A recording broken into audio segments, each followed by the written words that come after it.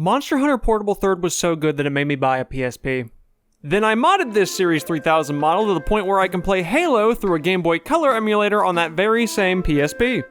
I made Microsoft, Nintendo, and Sony do one big smooch, and I want to talk about it, along with whatever the hell else I shoved into this wacky little device. Okay, so, modding a PSP, painfully easy. I'm not going to show you how to do it because there's literally thousands of other videos that would do it better, but if you're tinkering with the idea of doing this yourself, let me be the driving force to help you on your journey. It goes a little something like this. Grab a PSP, grab a micro USB cable, insert. Drag 2 files over, you're done. Literally, that's it. Load up said files on your PSP, and after it resets, it's time to give capitalism the middle finger. With those totally legit ROMs you obtain from your hard copies that you already have on your computer, of course. Right? So now you can play things like Monster Hunter Freedom 1, or Monster Hunter Freedom 2, maybe even Monster Hunter Freedom Unite. I know my people, shout out to y'all. You can still boot up UMDs just like normal, but if you have them on a micro SD card shoved into a memory stick adapter like mine, you'll have a ton of storage and you don't have to worry about a UMD shitting the bed because they kinda suck. A design so bad that I bet several of us as kids broke them open before realizing that they're not supposed to do that. I did it with my copy of Need for Speed Underground Rivals. And if you go commando, aka UMD-less, there's the option of things like Monster Hunter Portable 3rd that has an English patch out there that's the entire reason why I'm here now. And I'm gonna tell you right now, it's fucking fantastic. But what else can you do besides play Monster Hunter games that run better than their newest titles with worse hardware? Well, you now have the entire PSP library if you know where to look. And don't look at me, I actually have a copy of all the shit we're talking about today. There's things like Ape Escape on the Loose, a personal favorite of mine when I have my original beat-up and refurbished PSP. There's also Need for Speed Underground Rivals that has that MCR's Thank You for the Venom track on it. I don't remember anything else about the game, but that song fucks. There's I don't know, Sims 2 Pets. Does this do anything for you? I feel like 3 people at most just got excited for this. Now all these PSP games sound fun, but like, hypothetically speaking, what if you hate the PSP library? Well, I don't know why the fuck you bought a PSP in the first place. However, I've got you covered. PS1 games. You're here for the classics, the Crash Bandicoots, the Spyros, the other games that the PlayStation had. This video made me realize I haven't really played any PS1 games besides Digimon World and the original Japanese Kingsfield 1. And here they are on full display once again. I never had a PlayStation, and come to think of it, I wasn't even born until after its release, so that sort of tracks. But looking through the PS1 library, there's a good number of games on the console. Oh shit, is that Ape Escape not on the loose? A perfect background visual while I talk about some other PlayStation bullshit. The PSP actually got some PS1 games brought over to it, so this isn't really anything too crazy. But it's still cool to see home console games being played on a handheld with no issues or downgrades. I know that's kinda common now with the Switch 2 or the Steam Deck, but this is like 2005. That's over 20 fucking years ago, and I think that's insane. But you wanna know what else is insane? I wanted to find the most bizarre thing in the PS1's archives to try out on this thing. Not because I didn't believe in the little fella, no.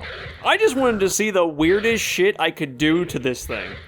And holy shit, is that Diablo 1, a PC to PS1 port, now thrown over onto my perfectly normal PSP? This feels wrong, right? I don't know if anyone else feels the same way, but it works, even flawlessly at that. I know the protagonist walks around like they just pooped their pants, but weirdly that's just intended, I guess. The few games I played ran extremely well on this thing, and it's slowly turning into a great PlayStation console just overall. Ignoring the PS2, of course. But what if you want to stick to roughly the same era of games, and hypothetically speaking again, you hate anything PlayStation? Again, weird. But how do you feel about the Game Boy Advance? The GBA's library of handheld games made for great car ride entertainment while I was small and stupid, alongside a pinch of Game Boy Color games as well. Some classics like Pokemon Silver, Kirby's Nightmare in Dreamland, that one Ed, Edd n Eddy game that I may have made up, Had to double check after writing that in the script, and it is in fact real. Here it is. Sorta. First busted game, let's go. I quickly moved on to something else. Metabots is an example. I barely remember it existed because, again, very small and very stupid. What I do remember is me playing the shit out of it.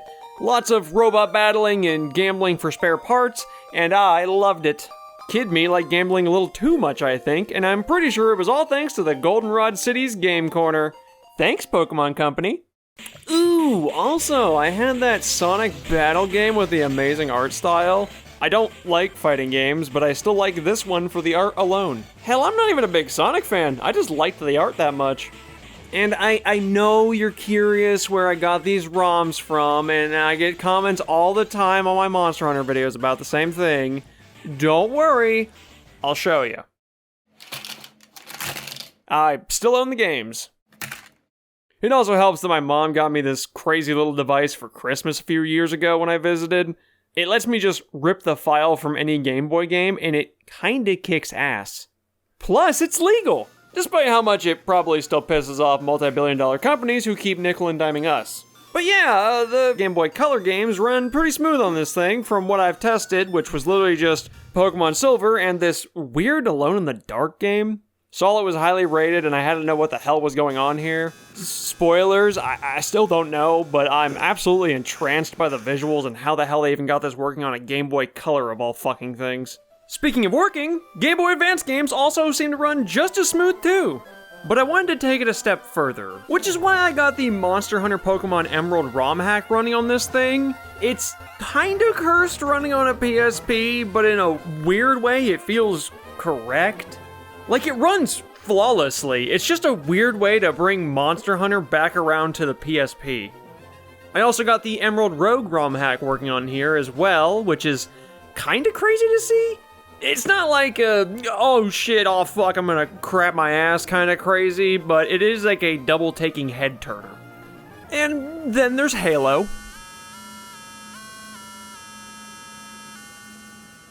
I think I just heard some of y'all orbital dropship trooper in your pants just now. Yeah, I don't know what to say here. It's Halo Combat Devolved running on a Game Boy Color emulator through a modded PSP. This made me feel like a madman performing evil experiments or witchcraft when I got this working. That and Banjo-Kazooie Grunty's Revenge. You know, that one Banjo game that no one talks about, like, ever. And not Nuts and Bolts, we don't talk about that one for a reason, despite how much Sammy wants me to make a video on that. I know this one is just a normal GBA game, but something just feels nefarious about it.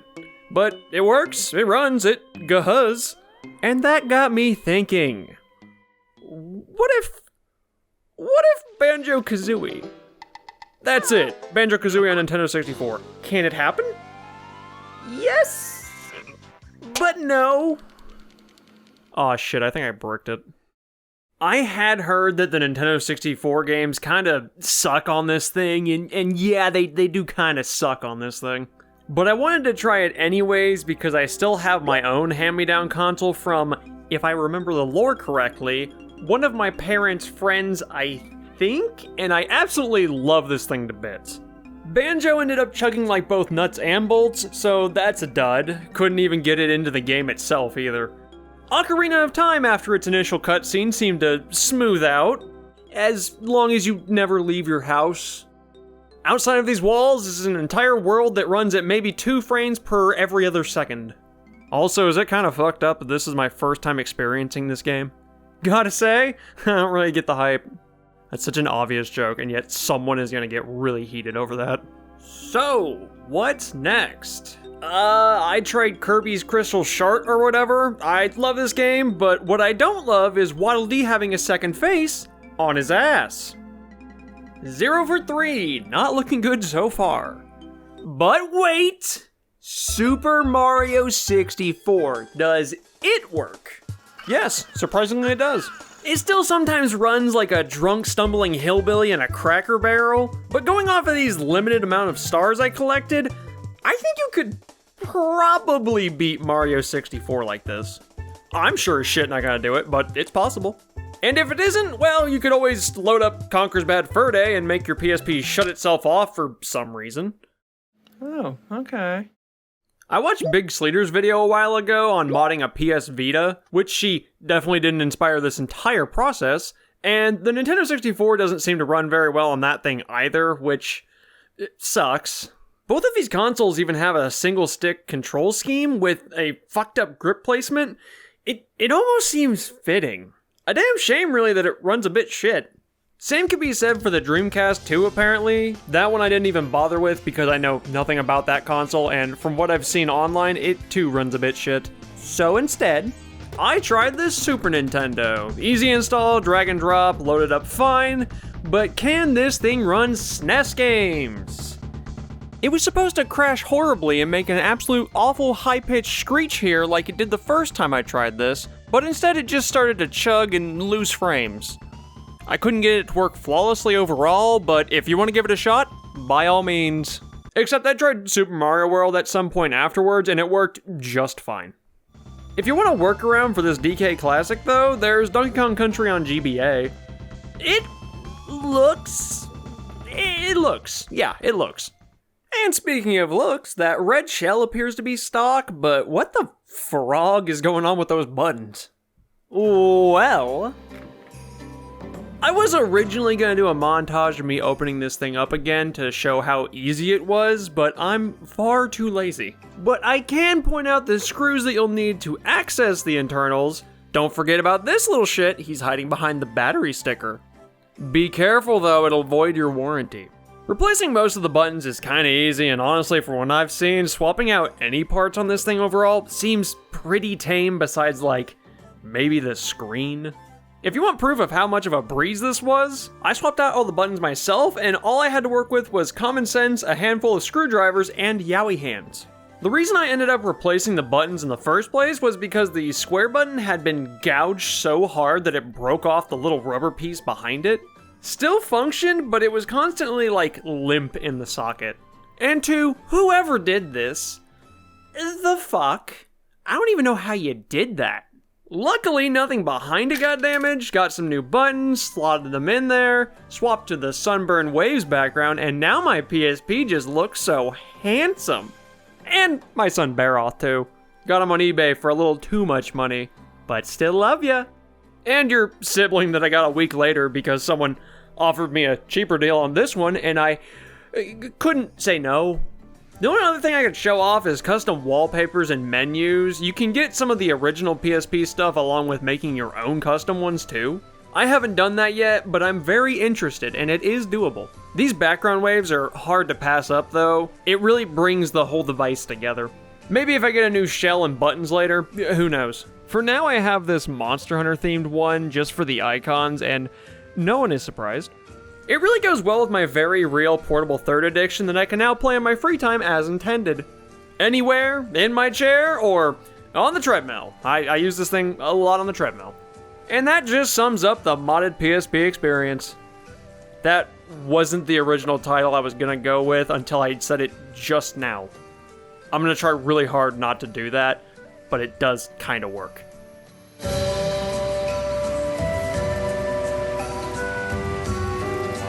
Hey, how's it going? If you made it this far, you are cool. I know this is a different video from me, and I appreciate you for being here regardless. Don't worry though, more Monster Hunter stuff is already in the works. I'm chewing through like 4 different videos behind the scenes. I just needed a small vacay somewhere else. Now then, if you've been around for a while, you'll know this is usually the part where I talk about art stuff that y'all so kindly send my way. And while I'll still be showing off the sick-ass straw page stuff because y'all are too talented, holy fuck, I'm gonna hold off on the Twitter and Blue Sky art this time because I want to make sure y'all get a proper shout out on a grander scaled video. Hypothetically speaking, the Monster Hunter World experience or something, you know, who really knows what's coming next. But if you want to see said art early, they're on the straw page art wall that's forever expanding. Link in the description along with my socials via Linktree. That being said, my good friend Luz, aka the Lamb Lady, made this loading screen for my birthday, and I couldn't help but use it in the video and talk about it here. Girl, it's dope. She already knows I think it's dope, but I need y'all to know that I think it's dope. and I'll be using it in future videos too. I got a bunch more birthday doodles too, which are so greatly appreciated, and we'll be getting a showcase in due time. For now, I'm showing off the channel members who I can't thank enough for tossing me money just to talk about things. There's a fucking lot of ya, and I think y'all are equally cool. We have Night Polaris, good to see you as always. Tip Tip, Lillian Rat 185, oh shit, hey girl. Bianca, oh double shit, hey to you too, girly pop. Voidwalker Cyanide, Nurgle, Rivafet, Josic, Poop Sock, insane name, Shrub, great name, Tech O Thunder, Soul, Yumi Kasai, Frankenhoovie, Jetstream Pogfish, An Actual Goose, Honk, Icon MMV, Ivy, Sheep Punk, Cutley Fish, Knives, Mr. Trashy Panda, Nora, Tiebreaker, CMart009, Kibo Therapy, German Slice Studios, SOS Espresso, Gifts. I still love that it's just gifts. Sis Aaron, Valiant Cord, Dakota is not well. Hey bud. Magni Lind, Caleb, Spaceman, DJ Stash Cash, Elusive N7, fucking 6 months of membership on here, god damn. AKA Cheddar, Brooksy MH, another 6 months, absolutely crazy. I Just Drank a Lava Lamp, best fucking name hands down still. Urban Dano 79 at 6 months too, holy shit. And last but certainly not least with, again, 6 months, shout out to that crowd, Ditario. I say this shit every time, but you're gonna have to hear it regardless. I appreciate y'all, truly.